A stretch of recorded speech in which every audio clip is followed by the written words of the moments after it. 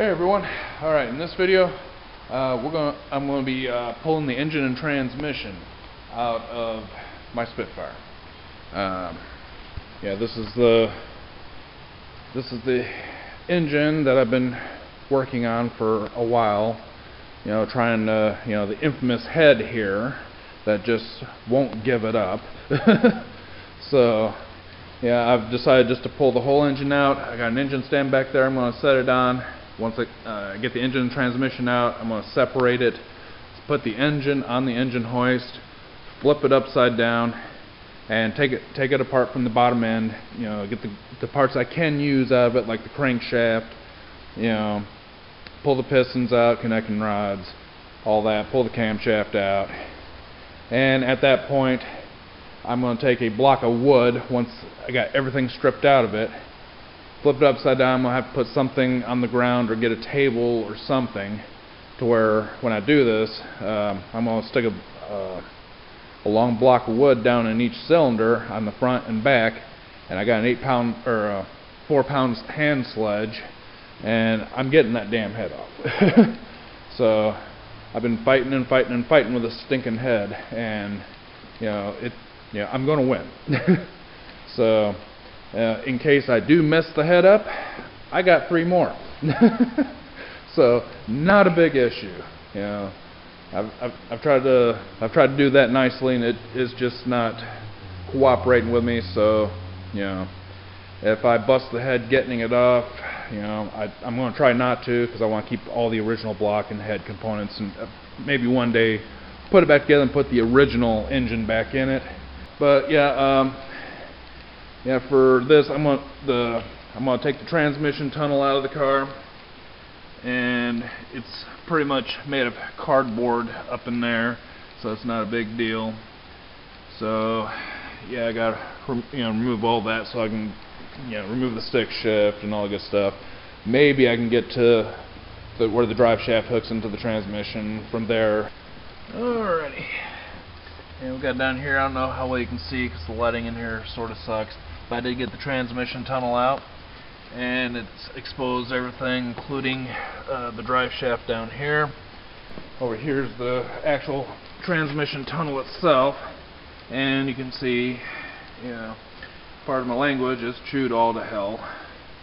So mice got in there, and they, as you can see, they did a real number on this. So I'm going to have to locate another transmission tunnel. I mean, these original transmission tunnels are only made of cardboard.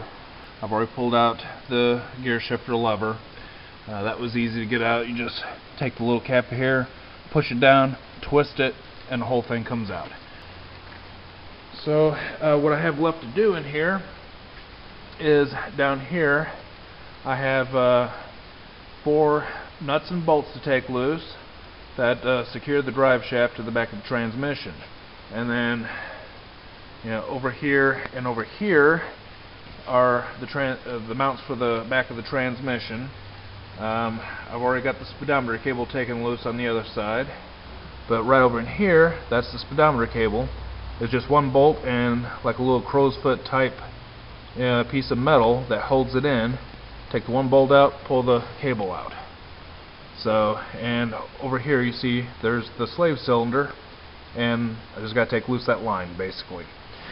So, and that frees everything up back here. There is a loop for the exhaust up towards the front here. You can't really see it, but down in here there's a bracket that is clamped to the exhaust. I'll have to take that loose. So, and then the motor mounts, and it's ready to go. Well, there you have it. The engine's starting to come out. The only problem I'm having is this exhaust manifold. Because the exhaust is welded together into one damn piece, I have to wiggle and shake and push and pull to get the bell housing of the transmission past this header. And you can see how tight that is. I mean, it's right. The header is right on the bell housing, but it's coming slowly but surely. And it's taken a lot of work to get this far, and frankly, I'm excited that it's coming out finally. Alright, finally, I got it clear of the exhaust. The exhaust dropped down and hit the floor. And the transmission is almost out of the tunnel. So, yeah, we're almost there. And get where it lightens a little better. Yeah, it's like right up against the radiator shroud here, where, you know. And also, yeah, I'm just gonna push it back just a little, jack it up some more, and it should come right on out. Well, there it is. It's out of the car. The Spitfire is now engineless and transmissionless. So, see straight back there to the drive shaft that was hooked up to the back of the transmission. So, but here it is. Yeah, it's dirty. Been sitting a long time. So this is gonna take a lot of work. The engine, I'm just gonna strip the parts out that I need. I'm gonna set the block and the head to the side, and I'm gonna use those parts. And this little short block over here, because the crank may have some issues. It may just be oversized bearings that's not allowing the engine to turn, but I don't know. So the crank itself may have issues. You know, I know this engine run really strong back when I used to drive it all the time. So you know, I had no knocking, no pinging, nothing. I drove this thing on the interstate with this engine on a daily basis.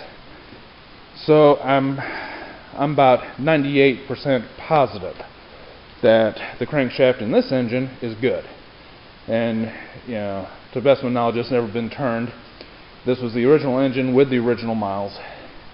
So, you know, as long as the crankshaft looks good, that crankshaft's coming out, other crankshafts going in with brand new standard bearings. I'll plastic gauge everything to make sure the tolerances are correct, because obviously that was not done with this engine.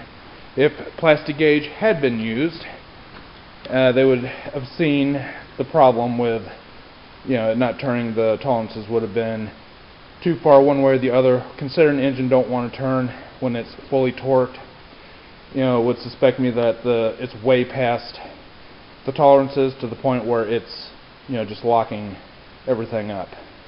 So yeah, we'll see what goes on with that. But yeah, engine's free and clear. I'm going to set it over there in the back, and I'm going to get to work on getting the rear of the car, because I already got the front of the car in jack stands, as you can see. So I'm going to get the rear up on jack stands, and I'm going to start stripping out the entire suspension. And I'm going to start there. So that's it for this video. We got the engine out, and the major work on this car is just beginning. You know, keep checking back to my channel for up-to-date videos of the work I'm doing on this car. The next video I do will probably be dismantling the suspension. So, but anyway, everybody have a great day. Thanks for, you know, viewing my videos, and we will see you in the next one. Thank you. Bye.